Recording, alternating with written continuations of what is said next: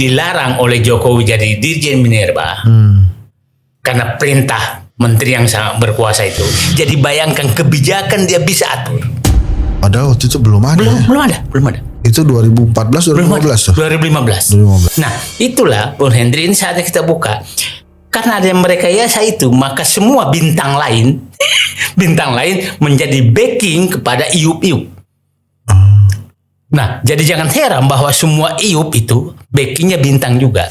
Itulah saya sangat memaklumi pernyataan Presiden Prabowo waktu di DPR menyatakan, wahai para bintang, berhentilah menjadi backing.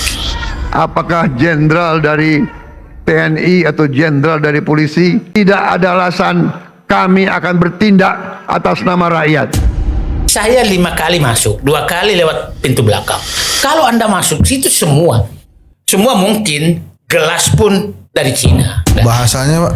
Bahasanya bahasa Cina mereka, dan berpisah kok antara yang pekerja pribumi dengan mereka. Saya bilang pada saat 2015 ini Jokowi nekat. Itu kan kejadiannya zaman Jokowi. Ya. Pak Prabowo pernah menhan. Ya. Itu nggak tahu waktu itu gimana? Saya ke sana. Panjang pantai namanya Marwal itu sekitar 100 km. Tahu nggak yang tersisa di Kuala Negara? Tinggal 40 km. 20 km. Sisanya? Udah dipegang oleh mereka semua. Waduh. Berarti mereka sudah ambil Iya. 80%. 80%. Ya.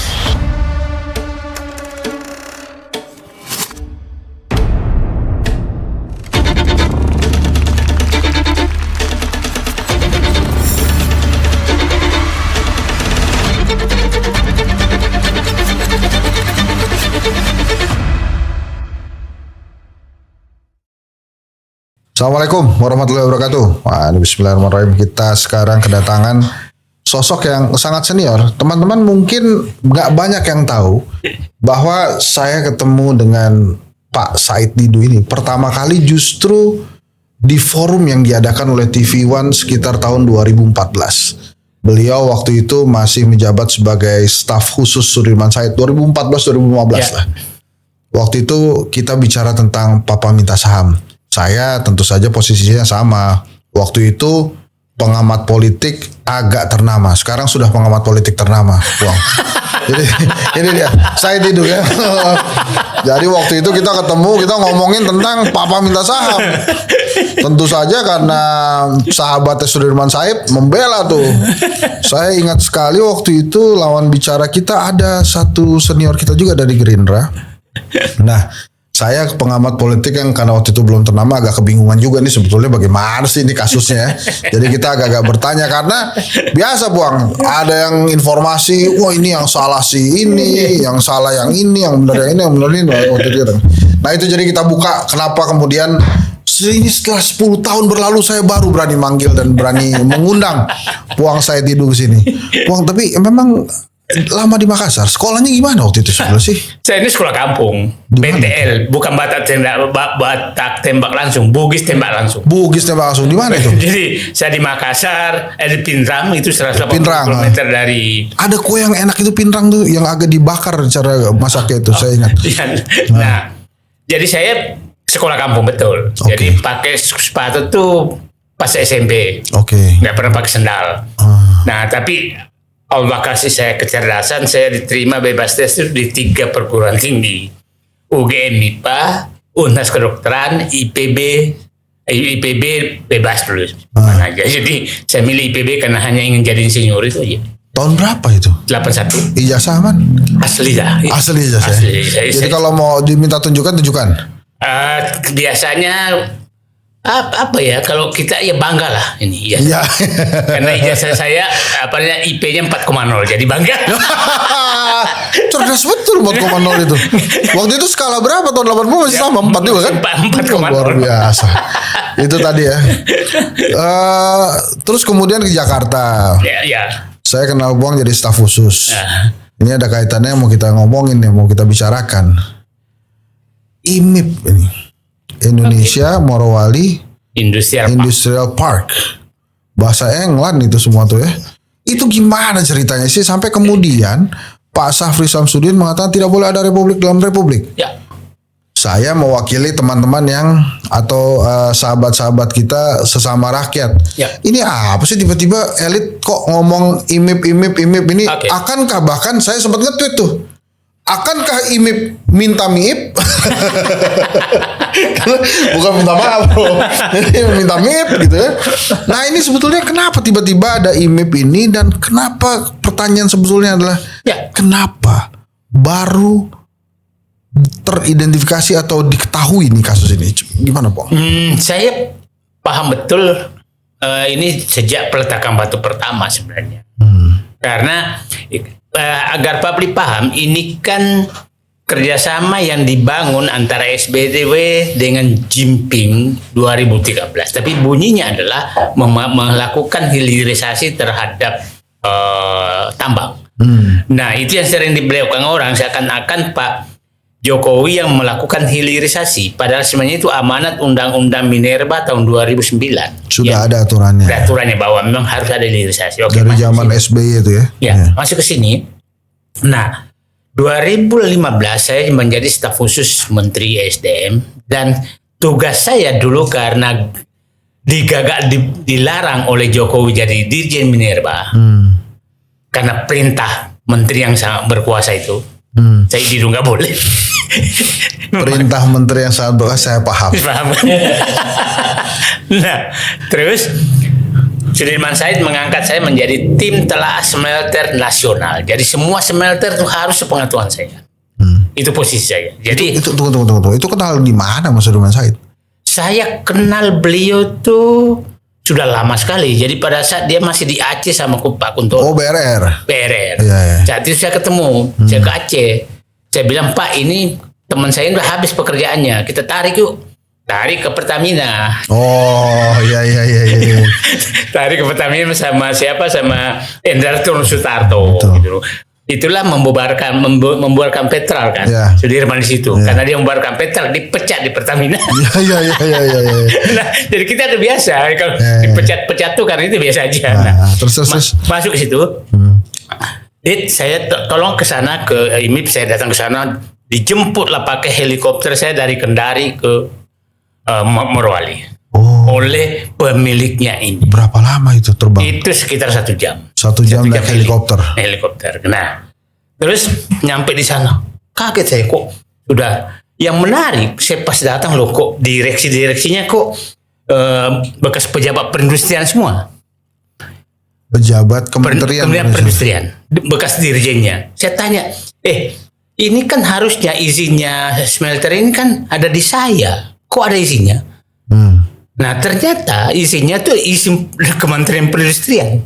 Jadi betapa mensiasatinya dia untuk masuk tidak melalui Said Didu dan Sudirman Said supaya bisa masuk. Cepat lah ya. Jadi dia memang udah memainkan izin, menemukan izin. Dia udah bisa punya peta mana pejabat lurus mana enggak? Jangan kelihatannya. Keren juga. Kan ya kita tahu lah, nggak mau semua tahu kan. Di belakangnya bintang 8, isinya bintang-bintang. Dan ada bekas di sana tuh selain bintang ada penegak hukum paling tinggi semua ada di sana gitu kan. Nah, terus saya tanya, Anda punya IU? Nggak punya. Terus Anda bahan bakunya dari mana? Udah ngomong di situ. Pemerintah akan melarang ekspor ore, maka semua pasti akan masuk ke sini. Jadi bayangkan kebijakan dia bisa atur. Padahal waktu itu belum ada. Belum ada. Itu 2014, 2015 tuh. 2015 ya? Pak, kan menteriku yang boleh menyatakan, enggak, menteri Bapak nggak usah ikutan, nanti akan keluar itu. Jadi saya bangun pabrik, semua akan ke sini. Nah, itulah Bung Hendri, ini saatnya kita buka.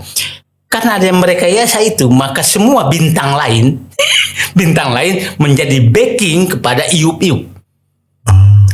Nah, jadi jangan heran bahwa semua IUP itu backingnya bintang juga. Jadi yang bangun pabrik bintang, mungkin cuma warna seragamnya beda.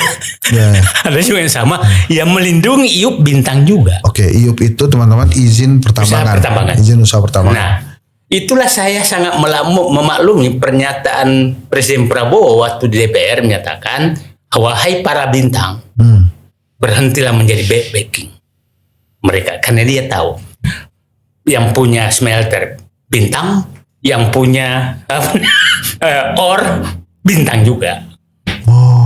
Nah, jadi kita harus tahu petanya ini. Jadi, nah berjalanlah. Pada saat saya ketemu, itu Cinanya menyatakan, Pak bisa dibantu nggak membangun bandara khusus? Itu jabatannya apa itu tadi? Dia orang Indonesianya. Oh, oke. Saya bilang, buat apa? Ya kami mau terbang langsung. Jadi memang 2015 sudah keinginan terbang langsung. Dari mana Tiongkok dari mana aja pokoknya ke situ gitu ya. Ya. Nah, terus saya bilang nggak perlu. Enggak, bandaranya masih kecil. Nggak bisa kita. Sehingga pakai heli atau pakai jet foil dari Kendari biasanya. Oh, oke. Dia minta izin ke Jonan. Jonan menyatakan nggak usah. Aku mau besarkan bandara Morowali. Sebentar. Nah. Jadi dia minta bandara sendiri. Betul. Kata Jonan nggak usah. Nggak usah. Di dekat situ sudah ada bandara, ya, bandara Morowali. Betul. Itu aja yang digedein. Gua gedein, memang digedein. Oke. Digedein.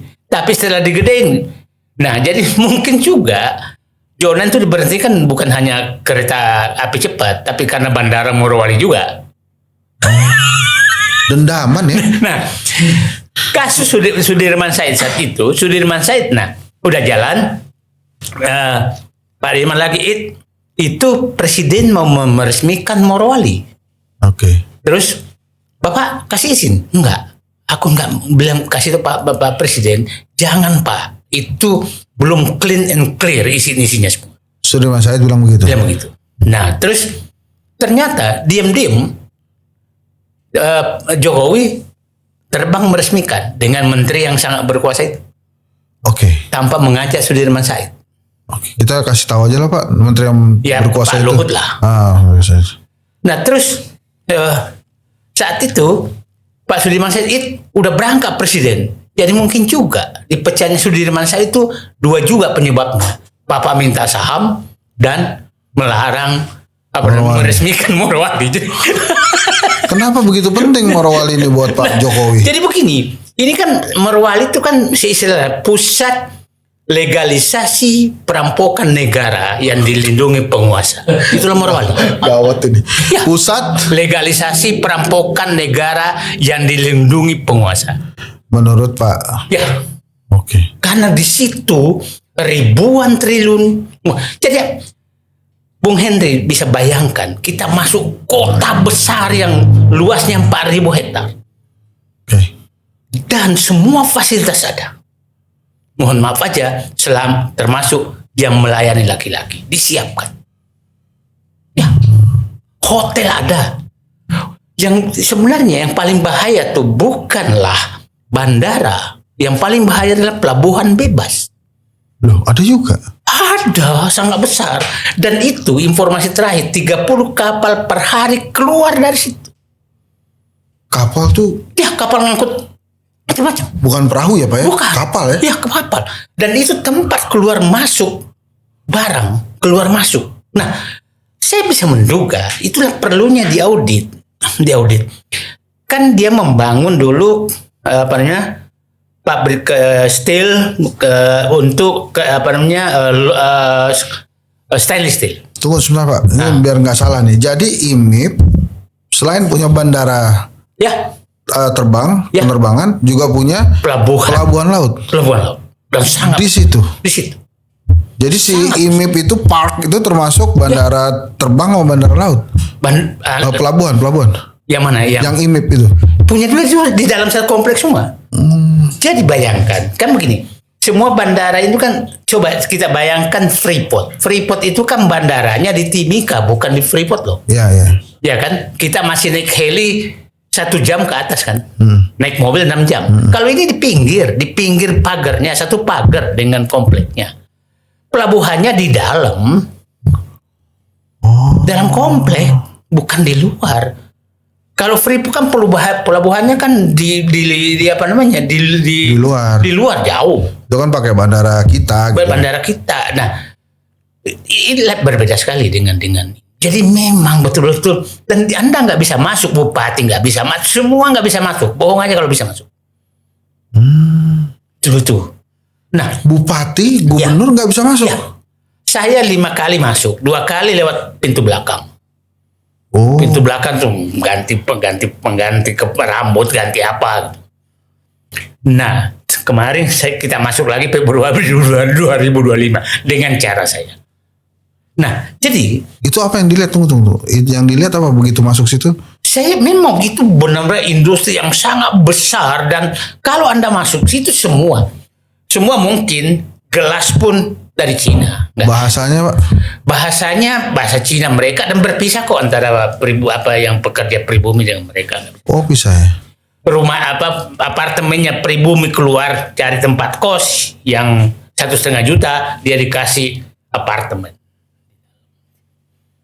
Beda banget. Nah, dan kita tahu kalau ada hal seperti tertutup ini pasti ada sesuatu yang ditutupi. Yes. Pasti ada sesuatu. Yeah. Jadi menurut saya Pak Safri itu hanya punya kesempatan membuka itu, dan saya pikir, nah begini, ada 5 hal sebenarnya yang masalah betul di ini. Adalah 1, izin, itu harus diaudit. Isinya seperti apa? Izinnya si IMIP ini kan? IMIP dan industrinya. Siapa yang mengeluarkan, sampai kapan? Pemilik sahamnya juga kita harus buka. Siapa? Kita nggak pernah tahu. Ada yang sudah tahu? Ada yang sudah tahu sih, tapi masih kulit-kulit. Ya, kita nggak tahu. Oke. Yang kedua itu adalah fasilitas. Begini, bayangkan Bung Hendri, fasilitas. Begini, di situ di Monowara itu ada juga Vale, ada Antam di Sulawesi Tenggara. Ya. Bayangkan Antam BUMN, Vale BUMN setengah, dia tidak bebas pajak, dia tidak bebas cukai. Cina yang ujuk-ujuk datang langsung bebas semua. Saya bilang orang, mohon maaf Pak, yang bemper betul IMIP kan kita tahu, Jokowi sama Luhut sama Bahlil. Nah, coba bayangkan seorang pimpinan negara membebaskan orang asing dari pajak, dari cukai, sementara anaknya dia nggak bebaskan, itu BUMN. Dan disuruh bersaing. Kan nggak mungkin. Nah, dari segitu, Bung Hensat, supaya Pak Publik paham begini ya. Kalau namanya kawasan berikat, maka setiap barang masuk ke kawasan berikat, maka setelah masuk udah milik kawasan berikat. Jadi masuk kawasan berikat IMIP itu sama dengan masuk ke Cina, karena penguasaan Cina. Masuk ke kompleknya Vale sama dulu Inco, Antam itu sampai ke dalam pintu pabriknya masih negara. Apa yang terjadi maksudnya? Jadi pemungutan royalti terhadap Vale, terhadap IMIP itu betul-betul hanya harga ore dikali harga royalti. Tapi kalau di Inco, Vale dan Antam itu setelah diolah, akhirnya penerimaan royaltinya negara dan daerah jauh lebih tinggi yang Inco sama Vale. Ini, nah, yang kedua, karena dia bebas pajak, yang membayar royalti kan yang punya ore. Yeah. Jadi dia nggak pernah bayar 1 rupiah pun, karena setelah masuk ini kan bebas pajak. Nah, yang ketiga, yang paling menangis saya, dikasih bebas pajak itu 30 tahun. Sementara ini tambang di sana nggak nyampe 30 tahun sudah habis. Ya. Ini tinggal 8-9 tahun. Nah, terus? Nah, jadi negara tidak pernah dapat apa-apa. Ya. Jadi, cobalah rakyat paham bahwa betapa kurang ajarnya orang yang mengambil kebijakan. Zolim terhadap negaranya. Jadi, nah, Bung Henry pasti kesal kan, Pak? Kesal. Kenapa? Dia ngambil keuntungan sendiri dong ya, dia mikirin negaranya. Nah, itulah dia bilang, almarhum Faisal Basri menyatakan setelah dia hitung tinggal 5% tinggal di Indonesia. Tapi setelah 5% dari keuntungan yang dapat Indonesia. Ya. Okay. Nah, tapi kalau dimasukkan karena dia membeli batu bara atas nama pembangkit, maka batu bara disubsidi dong. Nah, setelah dapat subsidi batu bara, maka sebenarnya jadi bayangkan disubsidi oleh negara, tidak bayar apa-apa, dia bawa semua keluar. Brutal sekali itu. Brutal ini. Brutal. Jadi saya pikir ya Pak Syafri Samsudin yang saya kenal lama, dia tidak pernah bicara prinsip kerja. Dia selalu menyatakan jangan ganggu pekarangan orang lain, cukup pekarangan kita. Jadi saya pikir mungkin dia sudah tahu bahwa ini betul-betul adalah pusat perampokan negara yang sangat olim, maka dia teriak. Itu kan bukan saja, kalau punya bandara bukan saja tentang barang yang pergi, tapi juga orang yang masuk atau orang yang keluar, tapi kan juga bisa duit itu. Nah, jadi yang menarik lagi Bung Henry, ini kan ujuk-ujuk muncul surat izin penerbangan internasional ke 3 bandara oleh Menteri Perhubungan. Kemarin baru. Tahun ini kan 2025 itu. 2025. Dan itu baru pertama di Indonesia terjadi. Wah, belum pernah. Nah, yang menarik yang kedua itu bahwa di saat bandara komersial ditutup, yang internasional, karena tidak layak, kok bandara swasta dijadiin bandara internasional? Nah, logikanya di mana? Itu menteri waktu ngeluarin aturan itu ngomong sama presiden nggak? Nah, biasanya sih saya bilang di birokrasi kalau kayak gini biasanya nggak ngomong. Nggak ngomong. Nah, yang menarik tuh kan tanggal 8 Agustus mengeluarkan keputusan Menhub 38 yang menetapkan 3 bandara boleh terbang langsung. Yang menarik kan menyatakan gitu, mengangkut orang dan barang logistik yang dibutuhkan perusahaan masuk itu bebas. Nah, 3 bandara itu kan punya IMIP, punya Wadibai Maluku Utara. Wadibai IMIP sama pemilik. Oh, sama. Beda tempat aja. Bintang 8 juga di Bali. Belum mau dikasih tahu nih siapa pemiliknya nih. Ya sama bintang 8 juga. Cinanya beda. Cinanya beda. Tapi kalau kita di Cina itu, nama perusahaannya A itu saling memiliki. Nah, satu lagi RAPP. Riau. Sukanto Tanoto. Yang saya kemarin salah sebut pikiran APP. Kalau APP itu Sinar Mas. Ini RAPP. Ini yang menarik. Tanggal 13 Oktober dicabut. Menarik juga. Dicabut 2. 1 RAPP masih dipertahankan. Yang urgensinya pabrik pulp. Tapi kita tahu pemilik RAPP adalah perusahaan Sukanto Tanoto dari Singapura. IPG Eagle gitu. Nah, dari Pelelawan ke Singapura itu 20 menit kalau terbang. 20 menit.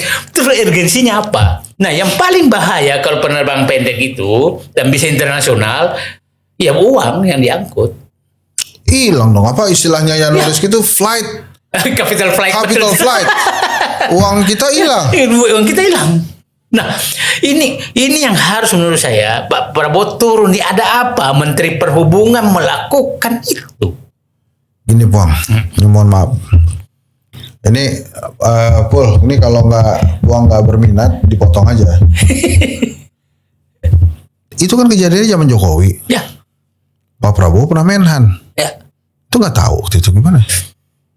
Saya melihat begini. Mungkin ya yang mana yang IMIP. IMIP saya pikir enggak. Dia nggak tahu itu. Karena itu betul-betul diatur oleh menteri yang sangat berkuasa. Dia nggak mau masuk situ. Ya, nah kita tahu ya cara Pak supaya ini ya saya senang dengan Bung Hendri karena saya lebih senang cerita yang dibaliknya. Ya. Ini perampasan sumber daya alam betul-betul sangat sistematis oleh Jokowi. Oke, dia ubah dulu. Dia ubah pada saat SBY itu kan yang mengeluarkan izin tambang kan bupati gubernur. Oke, dia tarik ke pusat pada saat periode pertama. Belum lengkap, maka dia bikin namanya Undang-Undang Cipta Kerja yang menarik semua itu menjadi kewenangan dia. Oke, setelah itu dia bungkus namanya hilirisasi. Dia tunjuk Bahlil menjadi ketua hilirisasi, sehingga Menteri SDM yaitu Arifin Tasrif tidak berfungsi sama sekali. Waktu itu Bahlil investasi ya? Investasi. Jadi, nah setelah lengkap ini maka dia cabut izin 2000-an izin tambang. Kemudian yang dicabut ini bernegosiasi ulang dengan Bahlil. Jadi masalah waktu. Nah, di situ terjadi ketegangan antara menteri yang sangat berkuasa dengan Bahlil. Oke. Nah, ingat di periode kedua itu kan Bahlil yang di depan. Ya. Nah, jadi memang ini ada rencana yang sangat-sangat yang sangat sistematis oleh beliau. Nah, itu tadi puang nggak ya? Ini nampaknya. Cuma begini Bung Henry, karena saya insting birokrasi saya tinggi. Saya bilang pada saat 2015 ini Jokowi nekat. Ini nggak mungkin bisa ditutupi. Jokowi itu nekat nggak pernah sekali, Bang. Dia tuh nekat terus-terusan. Jadi ini nekat. Nah, itulah. Dan saya begini, Pak Prabowo sepertinya nekat juga sekarang membersihkan. Nekat juga membersihkan. Nah, ini mulai menarik kita. Nah, kita lihatlah pidato dan lain-lain. Nah, coba penertiban Timah Bangka itu menurunkan 41.000 prajurit loh. Sampai sekarang. Dan untuk menyelamatkan 400 triliun. Dan hanya bisa ditertibkan kalau itu dilakukan. Marwali ini ada 21.000 loh prajurit di situ. Mungkin Wadah Bayi nanti mungkin 30 ribuan juga.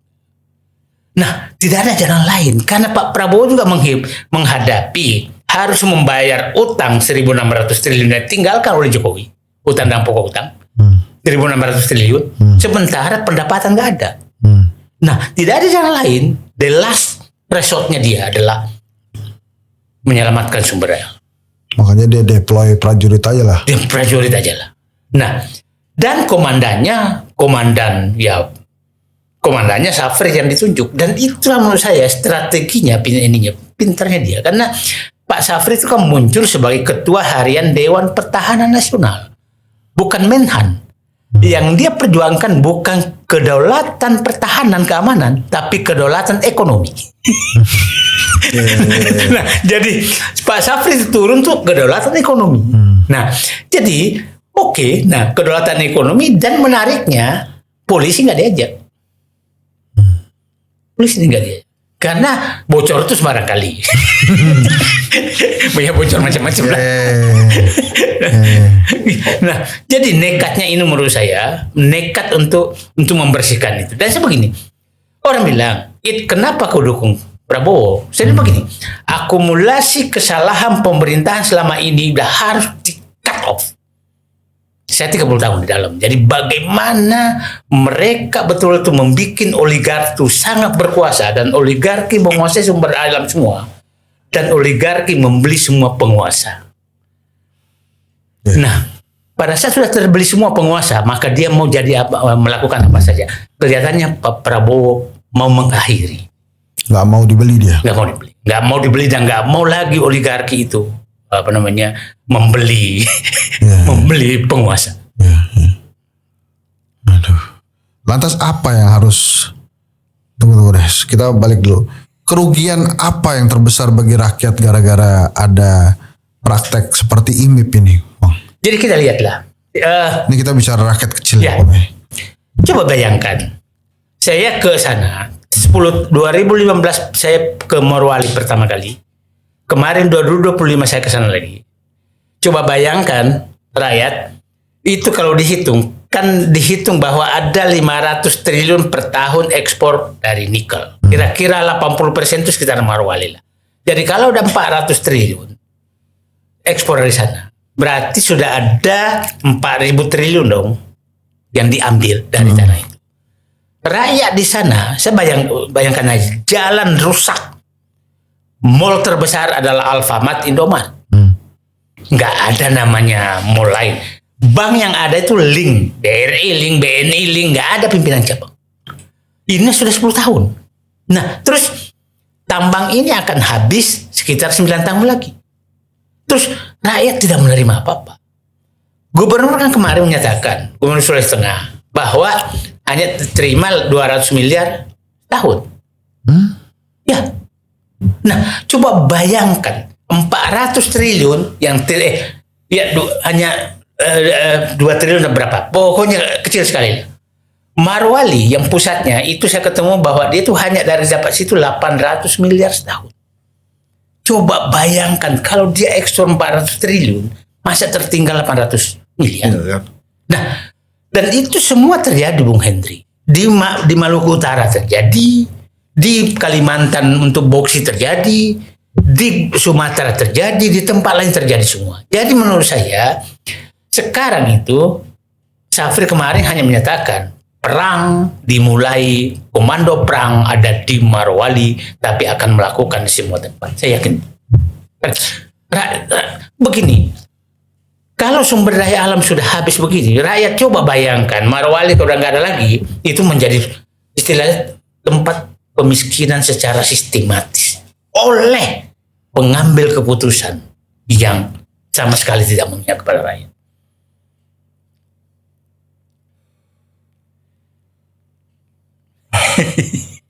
Saya sampai kehabisan pertanyaan. Ya, maksud saya kenapa begitu tega gitu penguasa pemerintah pada zaman yang mengeluarkan izin itu sampai kemudian menzolimi rakyat sedemikian dahsyat kalau memang benar itu semua ya. Memang tidak ada yang masuk atau hanya berapa persen tadi yang masuk itu.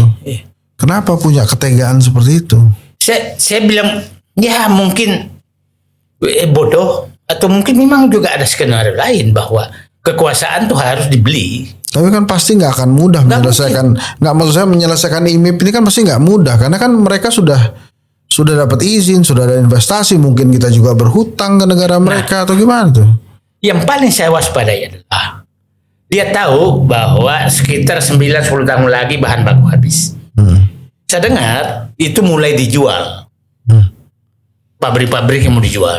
Yang saya dengar Danantara disuruh beli itu saya was-was. Danantara disuruh beli? Disuruh beli pabrik-pabrik? Pabrik yang akan kehabisan bahan baku. Oh ya? Ya. Terus saya bilang ngomong ke Danantara, hati-hati. Ini dia yang merusak, ngabisin bahan baku. Setelah itu kita beli pabrik yang gak ada bahan baku. Jadi fungsi saya Bang Hendri itu melihat terus ini apa yang salah. Jadi mungkin juga banyak yang marah ke saya. Gimana lagi? Kita harus buka gitu. Terus jadi ini kemarin Pak Safri buka. Tujuannya apa? Untuk ditutup atau untuk dibubarin atau gimana? Kalau saya berharap ini diaudit semua untuk diluruskan. Yang audit siapa, Pak? Ya udah pemerintah bikin satgas lagi aja untuk mengaudit. Yang nggak usah bikin satgas lah. Yang sekarang lembaga yang ada tuh siapa kira-kira yang udah bikin aja lah lembaga baru.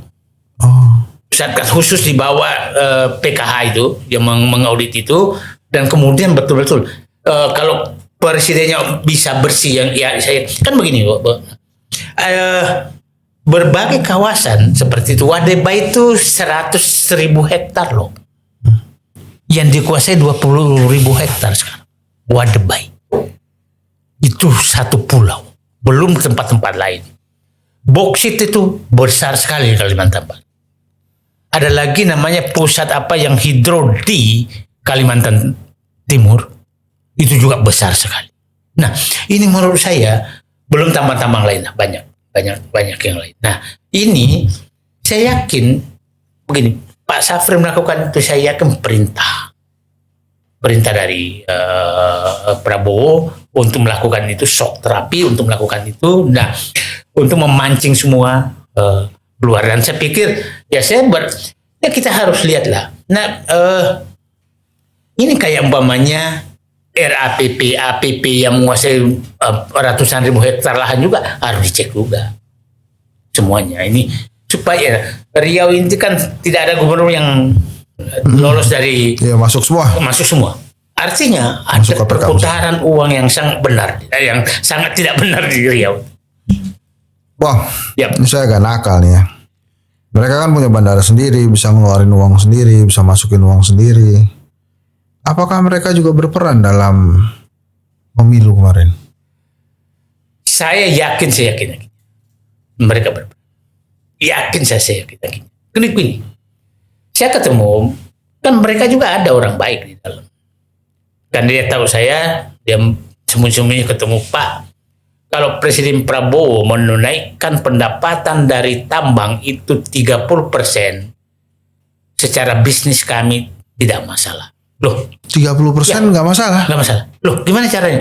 Yang penting berhenti kami diperas. Oh. Itu. Jadi menurut saya siapa tuh yang shock terapi, aku nggak berhenti meras kamu lagi, maka kami akan. Nah itu mudah-mudahan Pak Purbaya melihat ini dan melakukan kembali. Jadi PKH melakukan penertiban, Pak Purbaya melakukan, gua mau naikin pendapatanmu, tapi berhenti diperas. Apa bedanya pemerintah sekarang dengan pemerintahan Pak Jokowi yang kemudian menerbitkan izin itu? Satu yang saya bilang perbedaan makin nyata. Satu, Prabowo menyatakan bahwa dia tidak mau tergantung pada oligarki. Dan menyatakan kita berhadapan. Jadi jangan beli saya. Kira-kira itu perbedaan nyata. Beda sekali dengan Jokowi. Mari kita hidup sama-sama. Yang kedua, dia selalu teriak anti korupsi. Pak Jokowi menggunakan koruptor sebagai teman berjuang. Itu yang kedua. Nah, koruptor jadikan teman seperjuangan, Pak Prabowo anti korupsi. Yang ketiga, bahwa saya melihat anggaran Prabowo itu betul-betul mencoba ke rakyat walaupun masih banyak kritikan. Berbeda kan kemarin menyatakan bangun 3 jembatan rakyat. Jokowi itu bangun jalan tol, bangun bandara. Itu perbedaannya, bahwa memang untuk rakyat, ini untuk elit ke atas. Nah, itu minimal saya lihat tiga perbedaan yang sangat sangat nyata. Nah, tapi resikonya juga berat sekali Pak Prabowo. Karena apa? Karena menurut saya dia terlambat menyelesaikan di hulu. Oke. Dia main di hilir, itu bahaya sekali. Mungkin karena dia nggak tahu juga kali sebelumnya. Nah, saya bilang begini, saya setuju gerasi, amnesti, abolisi, rehabilitasi, tapi itu pemerintah yang menggunakan itu adalah pemerintah yang gagal membangun sistem. Nah, karena kalau Anda main di hilir, apalagi pemberian kewenangan presiden bidang hukum itu biasanya diberikan kepada keputusan rezim sebelumnya. Ini kan keputusan rezim dia. Nah, jadi kalau terlambat menyelesaikan hulu, hulu tuh dihukum kan Kapolri, Jaksa Agung, KPK, itulah kira-kira. Nah, hulu yang paling utama adalah kabinetnya itu memang harus yang gaya seperti dia. Nah, saya boleh menyebutkan nama bahwa yang bisa diajak melawan oligarki sekarang itu baru 4. Itu Safri, 2 Amran Sulaiman, 3 Purbaya, 4 Rosan. Walaupun Rosan caranya diam. Baru 4. Sementara Bung Hendri yang paling dibutuhkan untuk melawan oligarki itu adalah 1 Menteri ATR BPN. Dan saya nggak yakin namanya. Si Nusron. Saya kenal dia. Yang kedua Menteri SDM Bahlil. Saya nggak yakin dia bisa melawan karena dialah pelaksana tugas Jokowi dulu membangun oligarki. Partainya sama tuh. Ya, partai. Nah, terus yang ketiga sebenarnya kehutanan. Waduh. Nah, kehutanan ini dia juga yang kerok oligarki itu kan. Nah, yang keempat itu KKP, Kelautan dan Perikanan. Nah, yang kelima Kapolri, yang keenam Jaksa Agung, yang kelima KPK, 8 Safri, petarung-petarung dibutuhkan minimal. Nah, kalau terlambat Pak Prabowo, maka mohon maaf, kekuatan oligarki masih kuat sekali, dan kalau dia bergabung, maka Pak Prabowo bisa juga goyang. Jadi, saya berharap Pak Prabowo sudah mengangkat bendera perang lewat Safri, maka beliau masuk di posisi to kill or to be killed. Apa kira-kira nasib IMEP ini nanti? Bubar, dilupakan dengan waktu atau biasa aja? Bagi mereka pemilik sahamnya nggak masalah lagi, karena tinggal di ujung-ujung kok 8 tahun lagi. Tutup juga nggak apa-apa. Tutup juga nggak apa-apa, udah nggak masalah gitu. Tapi mending itu diambil alih daripada dihabisin kan, masih ada 8 tahun, 9 tahun. Nah, Bung Hendri bisa bayangkan, saya ke sana. Panjang pantai namanya Marwal itu sekitar 100 km. Tahu nggak yang tersisa di Kosta Negara? Tinggal 40 km, 20 km. Sisanya? Udah dipegang oleh mereka semua. Waduh. Berarti mereka sudah ambil apa? 80%. 80%. Ya. Itu kawasan industri dari kuasai mereka semua. Ada satu valley yang kuasai 20 km. Jadi kasus PIK 2 itu sudah terjadi seluruh Indonesia. Bung Hendri datang ke Kendari itu dikuasai juga oleh mereka. Di Makassar begitu, di Medan begitu, semua udah begitu. Nah, jadi kalau saya bilang Wadai Bayi tadi itu satu pulau 200.000 hektar dikuasai. Jadi memang kerusakan 10 tahun terakhir ini, ya berat sekali. Jadi kita lah. Ya saya selalu tidak takut menunjukkan nama. Pada saat kemarin muncul Pak Prabowo akan menjadi kendali nasional untuk banjir Sumatera. Saya bilang boleh nggak menunjuk Zulkifli Hasan sebagai koordinatornya. Orang bilang nanya kenapa? Zulkifli Hasan melepaskan hutan waktu Menteri SBY 6 juta hektar. Pada saat Jokowi 3 juta hektar. Jadi hampir 10 juta hektar tuh di tangan Zulkifli Hasan hutan. Menko apa tuh dia sekarang? Sekarang Menko apa nggak tahu. Menko Pangan. Oh. Nah, orang bilang enggak, dia pejabat publik. Kita harus ingatkan jangan begitu kepada calon pejabat publik lain. Oh boleh marah ke saya, tapi kan saya kritik bukan ini ya, kebijakannya adalah betul-betul merusak. Waktu SBY itu 6 juta hektar dia. Oke, kalau gitu, Bang, saya sedikit aja. Ini mohon maaf nih sekali lagi kalau nggak berkenan ya. Sebetulnya apa yang diharapkan oleh seorang Said Didu kepada Pak Prabowo tentang case ini?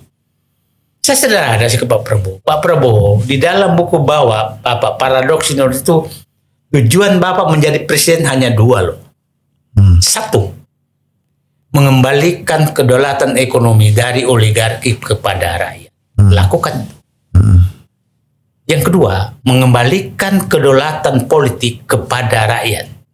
Lakukan itu. Itu yang saya harap. Tapi kan ini udah ada perjanjiannya Pak. Jangan-jangan perjanjian ini G2G loh Bang. Dengan Cina, dengan segala macam. Udahlah. Daripada kita, karena itu, kan begini. Kenapa saya begitu menyatakan gini? Waktu Freeport, saya tahu kita dijebak begitu juga terus. Ya. Jadi udahlah. Mereka juga menghitung kok.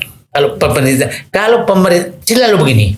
Kalau kita ketemu investor asing yang good governance yang bagus, itu selalu menyatakan, kami udah capek di pers. Waktu saya ketemu Jim Moffett itu Freeport. Saya ditugaskan Pak Dirman, kan tanya siapa perunding Bapak? Dia bilang saya di Pak Dirman. Oke. Itu 3 bulan saya ngejar dia nggak bisa. Saya tanya Jim Moffett, kenapa Anda lama sekali putuskan? Dia bisa komunikasi. Pak, kami sudah capek diperas oleh perunding-perunding Indonesia. Terus kenapa Anda mau dengan saya? Kami sudah telusuri siapa Anda sebenarnya. Tidak ada bakat memeras. Jadi sebenarnya yang merusak bangsa ini adalah kita. Yang paling sedih kita karena yang menjadi backing sekarang itu yang punya bintang. Pak Prabowo udah tahu semua tuh. Tahu semua. Nah, itu yang paling takut saya. Karena dulu kita waktu masih kecil masih berpikir kalau bintang masih ada, maka dengan sabta marganya, dengan tribratanya, kami yakin negara ini aman. Sekarang kok terbalik. Terbalik. Iya kan? Kita tahu lah, PIK 2 siapa, bintang siapa di belakangnya. Lipo, PIK siapa di belakang, bintang siapa di belakangnya. Kemudian Marwali, bintang siapa di belakangnya. Hampir semua bintang. Jadi menurut saya, Pak Prabowo sebagai pemilik bintang dan tahu itu temannya, kita berharap menertibkan. Mungkin dia pikir kedaulatan negara itu bertahap, dimulai dari kedaulatan rumah tangganya Pak. Nah, kita ya mudah-mudahan lah, karena kemarin saya lihat Pak Safri sama putranya sama Titi bersama-sama. Harusnya kita bisa punya ini lah ya. Itu kan keluarga cendana itu kan. Pak Safri, Pak Ben. Ya mudah-mudahan. Jadi ya itulah saya bilang, kalau orang menyatakan, saya nggak kebayang kalau dapat presiden yang agak lemah menghadapi kerusakan yang sangat berat. Mungkin nggak para oligarki atau ya sejenis IMIP ini Udah tahan dulu sampai 2029, nanti kita pilih yang baru lagi. Nah itulah saya senangnya Pak Prabowo menyatakan jangan pikirkan saya 2 periode karena saya mau sukses. Jadi asumsi Bung Henry tadi kelihatannya enggak. Oke, jadi langsung diberesin ya. Daripada kita diberesin ya kita ini aja lah. Oke. Dan saya dengar informasi oligarki ini mulai sadar bahwa ini nggak bisa dilawan. Nggak bisa dilawan. Nggak bisa dilawan. Ini kalau dilawan bisa macam-macam. Nah, itulah cerita kemarin bahwa ada mau darurat militer apa segala itu kan sepertinya ya itu saking ininya Pak Prabowo ini kenapa sih kayak begini gitu. Nah, itu kira-kira dan dia tahu semua sih. Beginilah, dia tahu pemainnya, dia tahu cara mainnya, tinggal bagaimana cara membunuhnya kan atau mengajak dia kembali ke jalan yang benar. Oke. Terima kasih. Saya Didu. Panjang lebar tadi pergerakannya dan Ilham gak dengerin. Tapi gak apa-apa Pak. Ini namanya Ilham ya Pak. Jadi ada beberapa tadi yang menarik. Tapi mudah-mudahan Presiden Prabowo segera menyelesaikan ini. Karena kebanyakan isu di Indonesia Pak. Itu hilang tertelan angin. Begitu sudah gak viral, gak diomongin, hilang. Ini kan semua pemerintah sedang sibuk urus banjir di Sumatera. Yeah. Jangan-jangan IMIP ini juga bisa hilang juga dari pandangan kita nih, karena ya udah lupa aja karena pemerintah sibuk urus yang lain. Saya sih setelah berhasil timah, ya kalau ini berhasil IMIP, saya yakin Wadai akan yang lain akan selesai. Saya punya keyakinan. Terima kasih. Terima kasih. Terima kasih. Assalamualaikum. Assalamualaikum warahmatullahi wabarakatuh. Waalaikumsalam.